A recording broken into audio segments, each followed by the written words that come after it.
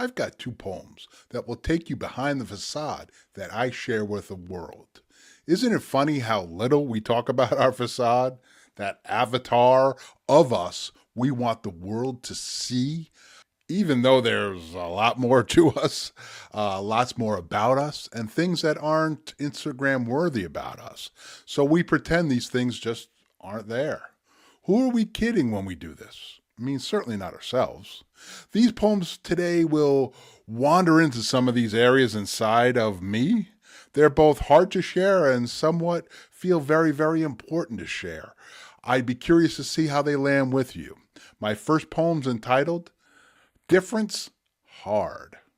Looking difference hard. Big or small. Too fat or too skinny. Society plays their unstrung harps for anyone who's different. We'll pretend they're not different. Keep your disingenuous postures and feigned concerns. Who exactly are you trying to fool? I've had a bus full of people run up to have their pictures taken with me.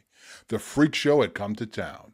Their intent was not misplaced, but my humanity was pushed aside, like a tourist on the IRT at rush hour. For those who are different, like me, let your trumpet blow.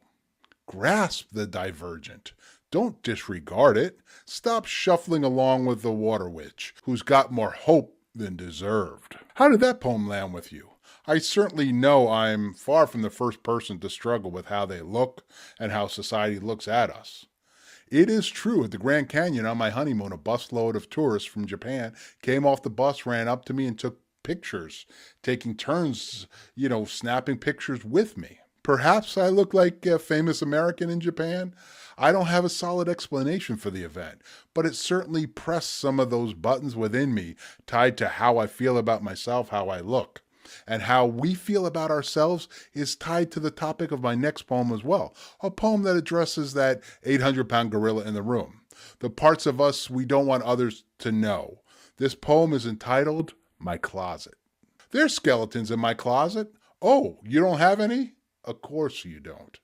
There couldn't be any skeletons tucked into the corners of your facade-covered soul. I'll sore thumb this. I've got my secrets. Instances that I would change if possible.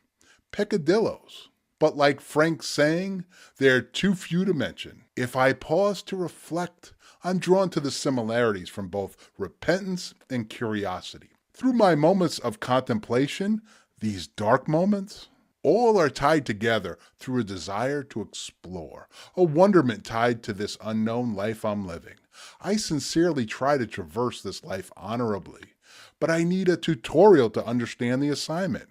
Living between guardrails of a society that's anything but welcoming to someone like me. I've danced among the spring showers to wash away the shame, acknowledging what's done and what won't be repeated. Don't assume this is an ill-advised boast. No, I do guard my skeletons from others because there's people who illuminate the dark moments of people's lives for sport, an odd perversion rooted like witchweed in a rose garden. So I guard myself, my transgressions, my missteps, and shame from these hunters who are the same people without anything in their closet. That poem's a glimpse into a part of us all, I think. And it's parts of us that we don't really talk much, if ever, about, and how we handle it and how we should handle it. How do you feel? How do you deal with these skeletons? Those thoughts and events and issues that, happened along your way from where you were once to where you are now. If you feel like they shape you, open up that closet and do some housekeeping because you're letting yourself be hurt for absolutely no reason.